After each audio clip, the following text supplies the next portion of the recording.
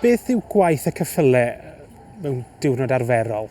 O gorau, wel, y peth cyntaf yn y bore, rydyn ni'n bwydo'r ceffylau a maen nhw'n derbyn unrhyw meddyginiaeth sydd eisiau. Wedyn maen nhw'n cael eu gwastrodi ar gyfer diwrnod o gwaith. Os nad ydyn nhw'n gweithio, maen nhw'n cael troi allan i'r ceiau. A hefyd mae gen i'n peiriant cerdded ar gyfer y ceffylau sydd yn helpu gynnal ffitrwydd. Os oes angen, mae'r swyddogion lles anifeiliaid yn gallu marchogaeth y ceffylau.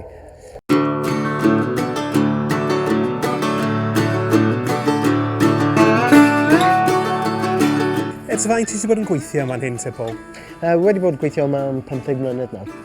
A be di'r darn anodda, beth sy'n cael mwy o pleser allan o'n y swydd? I dweud y gwir, mae'r peth gorau yn gweld yr anifeiliaid yn datblygu trwy ei fforddiant. Dwi'n hoffi trafod yr anifeiliaid ac yn cydweithio'n agos gyda nhw.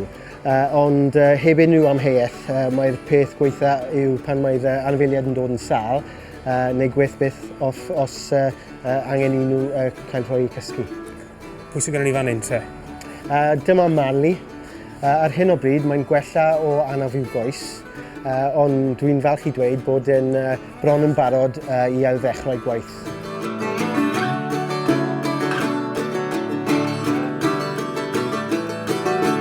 Pwy sy'n gyda ni fan hyn?